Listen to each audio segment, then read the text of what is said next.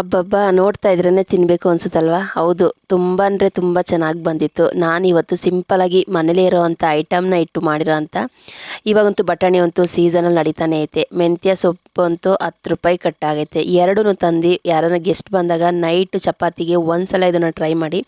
ಇವತ್ತಿನ ರೆಸಿಪಿ ಬಂದು ಮಟರ್ ಮೇಥಿ ಮಲಾಯ್ ಮಾಡ್ತಾಯಿದ್ದೀನಿ. ಸಿಂಪಲಾಗಿ ಈಸಿಯಾಗಿ ಟೇಸ್ಟಿಯಾಗಿ ಸೂಪರಾಗಿರುತ್ತೆ. ಪರೋಟಾಗಿ ಚಪಾತಿಗಂತೂ ಒಳ್ಳೆ ಕಾಂಬಿನೇಷನ್ ಅಂತ ಹೇಳ್ತೀನಿ. ಗೆಸ್ಟ್ ಬಂದಾಗ ಖಂಡಿತ ಇದನ್ನು ಟ್ರೈ ಮಾಡಿ. ಇದ್ರ ಜೊತೆಗೆ ರಸ ಅನ್ನ ಇದ್ದರೆ ಸೂಪರಾಗಿರುತ್ತೆ, ಹೊಟ್ಟೆ ಫುಲ್ ಆಗುತ್ತೆ. ಹೇಗೆ ಮಾಡಿದೆ ಅಂತ ವಿಡಿಯೋ ಶೇರ್ ಮಾಡ್ತೀನಿ, ಬನ್ನಿ.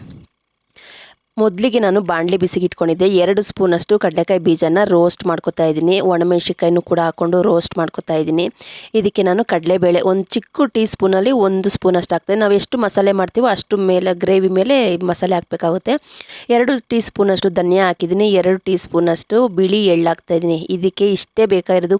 ಕ್ರೀಮಿಯಾಗಿ ಎಷ್ಟು ಚೆನ್ನಾಗಿ ಬರುತ್ತೆ ಅಂದರೆ, ಇದಕ್ಕೆ ಯಾವುದೇ ರೀತಿ ಗೋಡಂಬಿ ಬಾದಾಮಿ ನಾನು ಏನೂ ಹಾಕಿಲ್ಲ. ಇದಕ್ಕೆ ಅರ್ಧ ಟೀ ಸ್ಪೂನಷ್ಟು ಮೆಣಸು ಹಾಕಿದ್ದೀನಿ. ಎಣ್ಸು ಹಾಕಿದ್ರೆ ಒಂದು 7-8 ಮೆಣಸು ಇರ್ಬೋದು.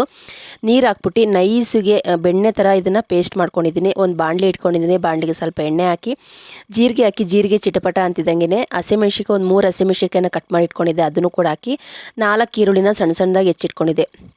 ಈರುಳ್ಳಿ ಎಲ್ಲ ಚೆನ್ನಾಗಿ ರೋಸ್ಟ್ ಆಗ್ತಿದ್ದಂಗೆ ಅರ್ಧ ಸ್ಪೂನಷ್ಟು ಶುಂಠಿ ಬೆಳ್ಳುಳ್ಳಿ ಪೇಸ್ಟ್ ಹಾಕ್ಕೊಂಡಿದ್ದೀನಿ.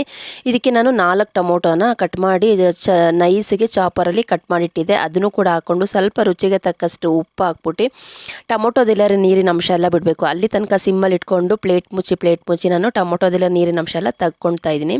ಇದಕ್ಕೆ ನೋಡಿ ಇದಕ್ಕೆ ಬಟಾಣಿ ಹಾಕ್ತಾ ಇರೋದ್ರಿಂದ, ಇವಾಗಂತೂ ಸೀಸನ್ ಆಗಿರೋದ್ರಿಂದ ಬಟಾಣಿ ಹಾಕ್ಬಿಟ್ಟು ಸಿಮ್ಮಲ್ಲೇ ಇಟ್ಕೊಂಡು ಬೇಯಿಸ್ಬೇಕಾಗುತ್ತೆ. ಇದಕ್ಕೆ ಒಂದು ಅರ್ಧ ಸ್ಪೂನಷ್ಟು ಅರಿಶಿನ ಪುಡಿ ಹಾಕ್ತಾಯಿದ್ದೀನಿ. ಮತ್ತು ನಾನು ಪ್ಲೇಟ್ನ ಮುಚ್ಚಿದ್ದೀನಿ, ಯಾಕಂದರೆ ಬಟಾಣಿ ಬೇಯಬೇಕಲ್ವ. 1 ಕಟ್ಟು ಮೆಂತ್ಯ ಸೊಪ್ಪಲ್ಲಿ ಅರ್ಧ ಕಟ್ ಮೆಂತ್ಯ ಸೊಪ್ಪು ತೊಗೊಂಡಿದ್ದೀನಿ. ಅದ್ರಲ್ಲಿ ಬರೀ ಎಲೆ ಅಂತದ ಮಾತ್ರ ಕ್ಲೀನಾಗಿ ತೊಳೆದಿಟ್ಕೊಂಡಿದ್ದೆ. ಅದನ್ನ ಸಣ್ಣದಾಗಿ ಎಷ್ಟು ಸಣ್ಣ ಆಗುತ್ತೋ ಅಷ್ಟು ಸಣ್ಣದಾಗಿ ಕಟ್ ಮಾಡ್ಕೋಬೇಕಾಗುತ್ತೆ. ಈ ಕಡೆ ಬಟಾಣಿ ಕೂಡ ಬೇಯ್ತಾ ಇತ್ತು ನೋಡಿ. ಈ ಟೈಮಲ್ಲಿ ಸ್ವಲ್ಪ ಉಪ್ಪು ಹಾಕಿದ್ದೀನಿ, ಯಾಕಂದರೆ ಟೊಮೊಟೊ ಬೇಯ್ಬೇಕಾದ್ರೆ ನಾನು ಉಪ್ಪು ಹಾಕಿದೆ. ಇದಕ್ಕೆ ಸ್ವಲ್ಪ ನೀರು ಹಾಕ್ಕೊಂಡು ಚೆನ್ನಾಗಿ ಬಟಾಣಿ ಇನ್ನೂ ಸ್ವಲ್ಪ ಬೇಯಬೇಕು, ಯಾಕಂದರೆ ನಾವು ಮತ್ತೆ ಇದನ್ನು ಜಾಸ್ತಿ ನಾವು ಸೊಪ್ಪು ಹಾಕಿದ್ಮೇಲೆ ಬೇಯಿಸಬಾರ್ದು, ಇಲ್ಲಾಂದರೆ ಕಸರೆ ಬಂದ್ಬಿಡುತ್ತೆ ಅಂತೇಳಿ ಫಸ್ಟೇ ಬಟಾಣಿನ ಒಂದು 3/4 ಭಾಗ ಬೇಯಿಸಿದ್ದೀನಿ. ಕಟ್ ಮಾಡಿ ಇಟ್ಕೊಂಡಂಥ ಮೆಂತ್ಯ ಸೊಪ್ಪನ್ನ ಇದಕ್ಕೆ ಹಾಕ್ಬಿಟ್ಟು ಚೆನ್ನಾಗಿ ಮಿಕ್ಸ್ ಮಾಡ್ತಾಯಿದ್ದೀನಿ. ತುಂಬ ಅಂದರೆ ತುಂಬ ಚೆನ್ನಾಗಿರುತ್ತೆ ರಾತ್ರಿ ಚಪಾತಿಗೆ. ಮತ್ತು ಯಾರು ಗೆಸ್ಟ್ ಬರ್ತಾರೆ ಸಡನ್ನಾಗಿ ಅಂತ ಅಂದಾಗ ಇದನ್ನು ಮಾಡ್ಕೊಳ್ಳಿ, ತುಂಬ ಅಂದರೆ ತುಂಬ ಚೆನ್ನಾಗಿರುತ್ತೆ. ನಾನೇನು ಪೇಸ್ಟ್ ಮಾಡಿ ಇಟ್ಕೊಂಡಿದ್ನಲ್ಲ, ಕಡಲೆಕಾಯಿ ಬೀಜ, ಒಣಮೆಣ್ಸಿಕಾಯಿ, ಧನಿಯಾ ಎಲ್ಲನೂ ಅದನ್ನೆಲ್ಲ ಹಾಕ್ಕೊಂಡು ಮಿಕ್ಸ್ ಮಾಡ್ತಾಯಿದ್ದೀನಿ. ಅದಕ್ಕೇ